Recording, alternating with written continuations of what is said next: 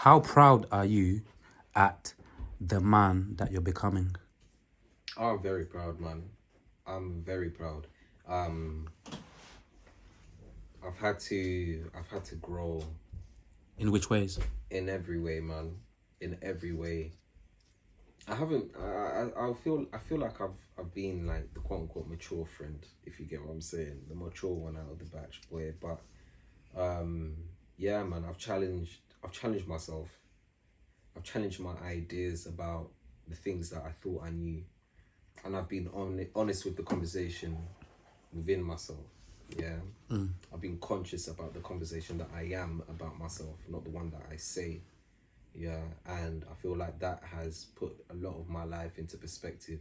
And it's the funny thing about children is that they give you the answer. You know, you have a lot of questions, but they honestly give you the answer through how they are, through what they say, through what they do, you know, through how you are with them. You realize a lot about yourself through really spending time with your kids if you're a parent, you know, and if you're not a parent, you really find a lot about yourself through just really asking yourself the difficult questions, you know, and facing the difficult answers as well, you know, accepting your reality, accepting your truth, and being able to move on from that. Yeah. Would you say like you had to learn how to be a dad or it came natural to you?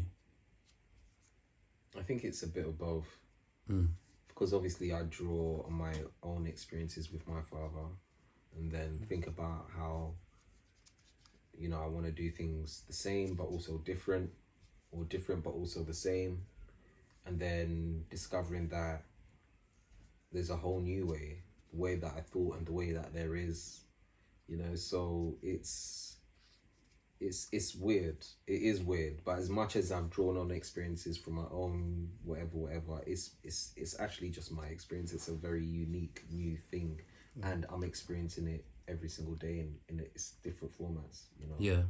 Take a few moments to really think about what I'm about to ask you, yeah? Okay. Like, what scares you the most about, no, what scares you the most in this life? What are you mostly scared of in this whole life, in the whole world?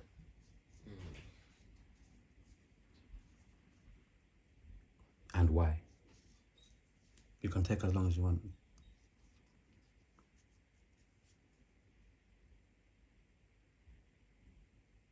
An unfinished story. I think that's what scares me the most, man. An unfinished story.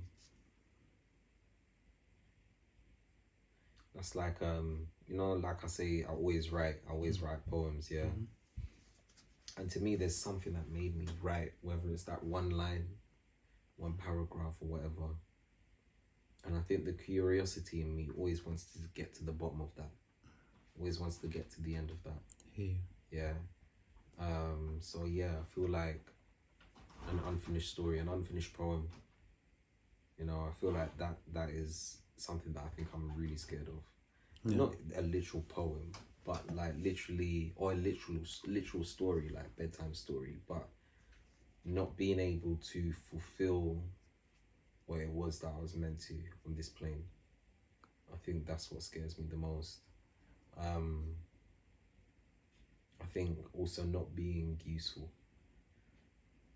Yeah, I think not being useful as well. I think that's something as well. That's so. I guess in that, not being useful will be not actualizing my purpose, which is again back to the same thing, not finishing my story, you know. So yeah, I definitely want to finish my story the way it's meant to in this iteration. Um, yeah, so I think that's what I'm scared of. Yeah. Do you love money more than you love yourself? Oh no, absolutely not. You know, you know that might sound like, to some people, that might sound like a crazy question, but it's a big world. Absolutely. There's some people out there who actually do love money more than themselves, isn't it? But yeah, go Yeah, on. no, talk I've to us. recognized. Oh no, don't get it twisted. I do recognize the importance of money. I recognize how much access I have to this world if I have money. You know, a lot more money, etc. But I also see the things I can't buy with money.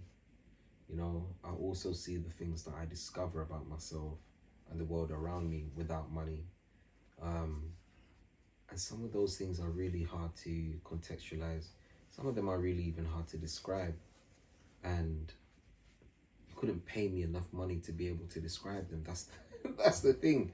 Like, I don't think there will be enough money in this world to describe some of the things that I felt, or experienced, or seen, but you're welcome to try. I can send you my bank details, like that. You are very welcome to try, like that. So I'll send you them. But no, in that honesty, I think, experiences. Would you say though, have you ever gone through like a certain moment or certain phrases within your life when obviously maybe you're young and you're growing, and you would say like, yeah, definitely at one point in your life you actually did love more money than yourself, or it's never been that? I think there are times where I thought money was really, really, really important. Yeah, really important. I think there was a time as well where perhaps I was willing to do a lot, the most, to attain it. But I also recognize consequences for actions. I've always recognized that there is strong, people might call it karma, but there's strong karma in this world for the things that you do. And I've always only ever wanted to attract the good karma into my life and make sure that is what I lead with, Inshallah.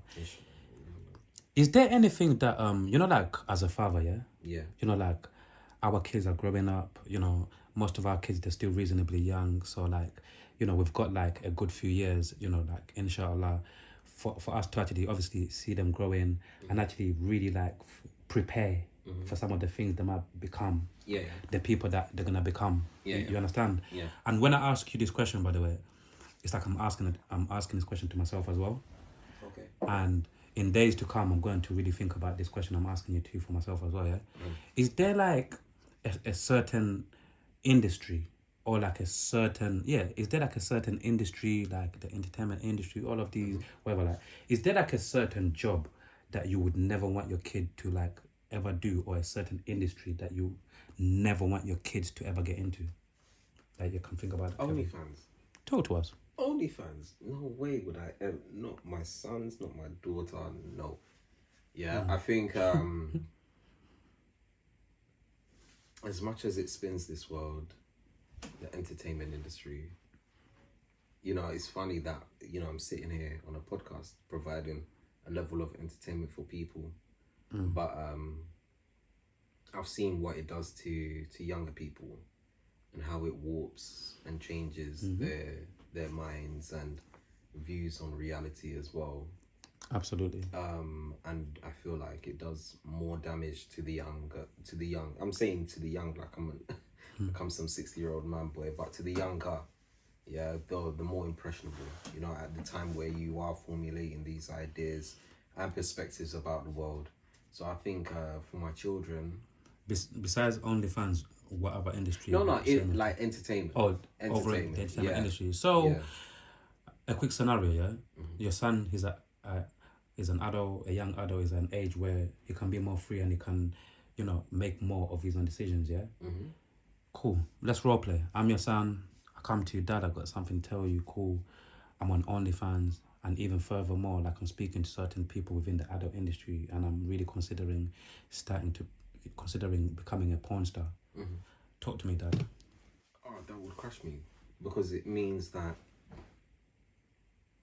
I wouldn't have had really spent time with my son while he was growing up to see these angles and perspectives of his character and of his nature, to recognize this earlier on in life, to kind of nurture him in a different direction. I feel if we're having that conversation, then yes, somewhere I have failed. I have missed the mark per se. And sometimes we look at our children and they are their own individuals. They make their own choices, whether they want to do OnlyFans or sell drugs or whatever it might be. And ultimately we say, but that's the decision that they make. But I do feel like we have to hold the mirror up to ourselves and parents as well, and think about how involved was I in that child's life at the stages that they needed? You know, Do you also even this just popped in my mind as well? Yeah? Do you understand both sides of, some parents abandon, and it's crazy I said the word abandon, yeah? Because again, we from, I've seen it happen in my community, because obviously as Muslim people, there's things that we don't really like entertain, there's things we don't believe in, and obviously you got other people, other cultures and religions, they've got things they don't really believe in as well. So you see like how some parents abandon, either their daughters or their sons when they realize either their daughters have become lesbians or gays. Like, for example, let's hypothetically, obviously I don't want to say this about your child, but just in general, yeah. Like, what are your thoughts on?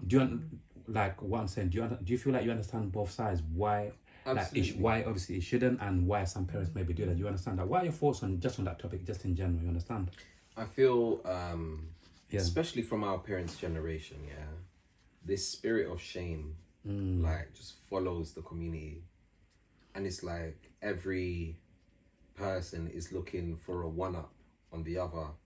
So if Auntie Betty can say something about Auntie Sheila, for example, it's like that's the, the ones, that's the one up that she's, that they're trying to get. Yeah. So I feel like there is a lot of shame, and they will be like, see, so your son is the one that became that porn star.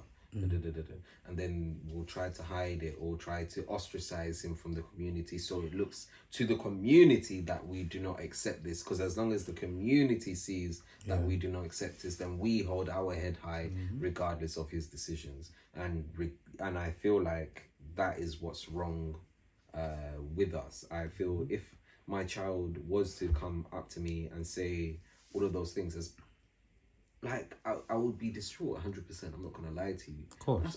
That's my child. That's what I think as well. That's my child. I'm gonna pray for them. I'm gonna do everything I can to steer them in the right direction. But ultimately, these are the choices that they make and will have to live by. Yeah, and they will answer for. Yeah. What would be your answer if your child invited you to the same-sex wedding? I'm gonna be very honest. I don't think I'll go. Why not though? I think it's really important to understand that our love for another person is gonna be shaped differently. Yeah. And just because it's shaped differently doesn't mean it's not real. Doesn't mean it doesn't exist. I feel you. And if I'm so staunch in my beliefs, and this is a belief that I stand on, for example, I think if I've done the right job, then they would understand that even though I love them, this isn't something that you would entertain. I entertain or fully condone. But I do love them. And they are entitled to their happiness. Yeah. And they're entitled to live the life that they want. But so on. We live in a day and age where transgenders, people are very confused with their sex for whatever reason. Not to blame the government, but I should be blaming the government with what the kids are exposed to. And Rogers, deep on what to say, yeah, because the times that we're living in now, I feel like a lot of families are probably getting, like strained, broken, because now kids are coming up saying I'm gay, I'm lesbian, more than ever. And I feel like a lot of families are being either broken or being affected by some of these things, because like what we say, a lot of our parents, they got that old school mentality of like, they're not used to, like kids being whatever they are these days, gay, like I say, or lesbian or transgender. So I feel like these conversations, I'll be having more of these conversations, because I feel like they're interesting, because like I said, sometimes real parents, real mums, real dads, they're literally in these situations facing these dilemmas. Like, yo, right, like, I actually love my child, but I never expected my son to turn out like this. This is not what I expected for my daughter or my son. You get me? And it's like, this is some real shit that a lot of these parents, even at this specific moment, this is the reality of a lot of parents. This is the reality parents are facing now. And these are decisions that they're literally contemplating, decisions that they have to make moving forward. Like, how do I move forward? Like, do I just support? You get me? I think ultimately, while any parent would want their child to follow in the footsteps that they have laid and to follow their teachings and everything else, Yeah. um, ultimately, like I said, we know they're their own individual and they're gonna make their own choices. I would want them to be happy, but I'd want that happiness to be based in a reality, one that is conducive. And this is no disrespect to transgender people, whatever, but I feel there is a discord somewhere. There is something that there's a discord somewhere. I don't personally believe it's biological. Yeah. Yeah. So there's a discord somewhere in the understanding of self that has created this notion of transgenderism. Yeah, I believe Yeah. even me, I feel like there's an agenda, but even that conversation can even be a I one don't conversation even itself. think I feel the agenda is a separate thing. Okay. I think I think the agenda is an exploitation of this discord. And because there is this discord, the exploitation is easier to do. Yeah. But I feel like this discord arises in, I don't know. I haven't had a personal experience, so I can't personally say, but for me, I just feel like there's a discord between reality and something else, or there might have been an experience a traumatic experience that may have led to this. Yeah. Yeah. Which, yeah, there's a discord somewhere. I can't place it, and I feel the agenda is there to exploit this discord, and I feel this discord could easily be answered with the right questions. Whether or not they now, the people decide to call themselves he or she, they or them, so on and so forth. It's crazy. But yeah, I feel if it was my child personally, I love them and I always will. Same here. But I don't know how I would be able to. I'm being honest, I don't know how I would be able to be wholly comfortable with something that goes against what I stand on. Well, like I'll be the same way. Like I feel like I'll be open. I'm open minded enough to still be there for them and Yeah, to not disown absolutely. them. But exactly like what you said as well. Like when I thought about it over, a period of time, I thought to myself as well. Like when something, because sometimes you can just think of something before it's a reality and you think I'll do this. But when something actually becomes a reality, sometimes that's when it's like, Oh shit. It said that's why even I said a few minutes ago. There's some people, some parents that are going through this actually right now, and they've got these decisions to make. You get me? What are your thoughts on polygamy? Be brutally honest. polygamy. Polygamy. It Yeah. goes back to what I said earlier. I said every relationship is about respecting your partner's boundaries. You know the ones, their boundaries, Yeah. and showing them the respect in that as well. Yeah. So I believe polygamy only works if it's a two-way conversation. Yeah, i.e., you and your partner, you and your wife are having that conversation and saying, look, I mean, okay, fine. So there's the deen, and we understand how it is in the deen. Whereby we understand there's a lot more people that aren't Muslim that would want to practice polygamy. Yeah, so for those, I'd say, respect your partner, respect the boundaries of your partner, and just understand that that's what you're going to need to do for you to be able to do polygamy. But I believe monogamy is not the natural order of things. Let's put for a second, yeah. I'm completely with you, my bro. By the way, Yeah. like let's put, because sometimes I like word the question a certain way to get a certain answer, yeah, a certain response. Let's put what people think about polygamy and what advice you would give people aside for a second, yeah. Now let's talk about what are your thoughts if your wife came to you like now and said, husband, I actually wanna experience polygamy, etc., etc. What would be your response? Like, what are your thoughts as Roger, like on polygamy? As in, personally, to okay, you? Yeah. So if she came to me and Would you said, be open to it? if she came to me and said, "Oh, Rog, you know what? You can have the wives that you want." Yeah, that will still come with the responsibility that comes with that. This isn't me just Of course. going out there just slinging it to these women, fam. Do you get what I'm saying? Polygamy is saying, look, I'm creating a structure that is conducive for all of us. Yeah, we're raising a family, not families. We're raising a family. yeah.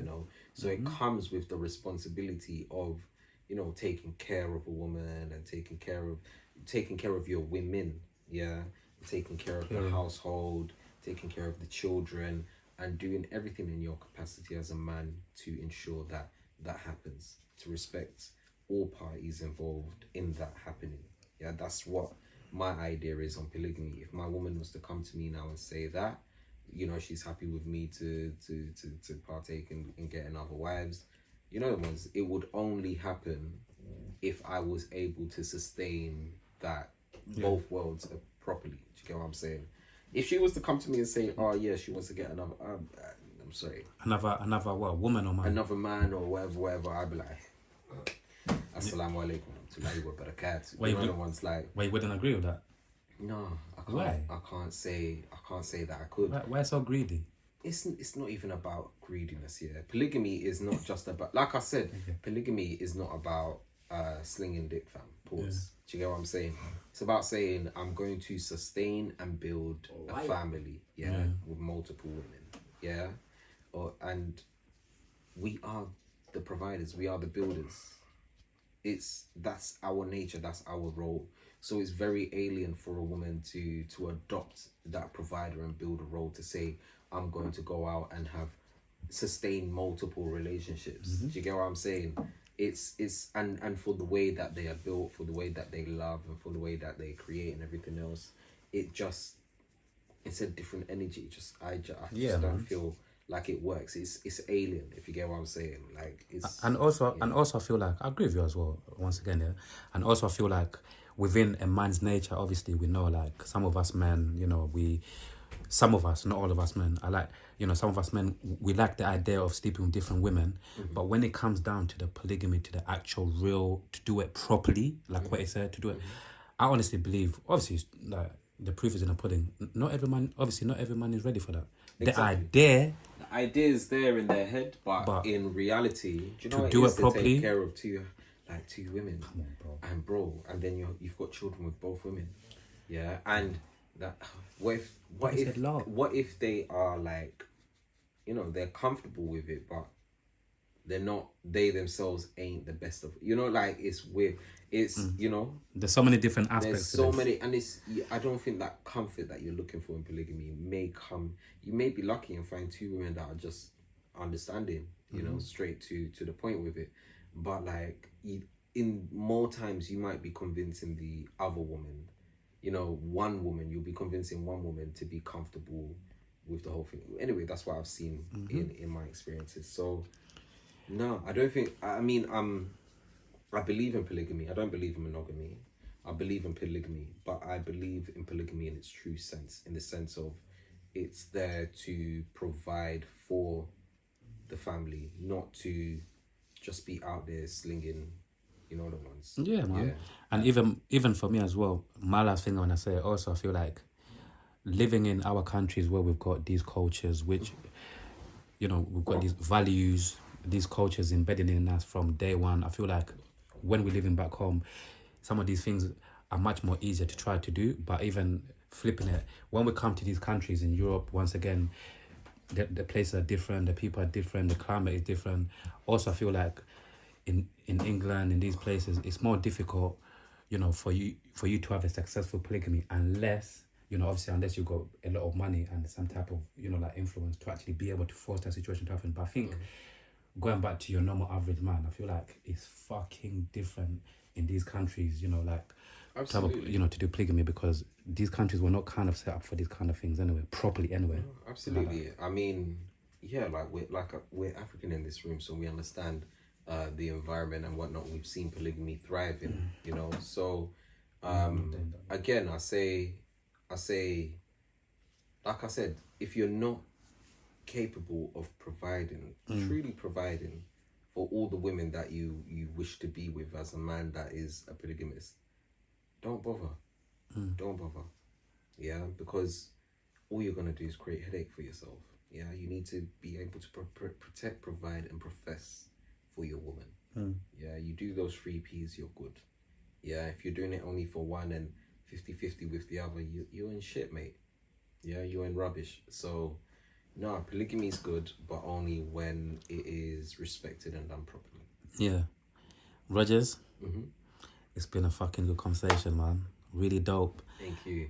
And I'm sure the people are gonna enjoy it as well. I hope you have, man. Bro, we definitely have to do that part 2. You know, bring back the wife on the sofa, and then you lot can just go back and forth and give people some more game on just certain things. As well. Yeah, man. But we continue building though. Part 2 or even part 3s and part 4s. You get me? But bro, thank you so much for such a quality conversation, man. Thank you.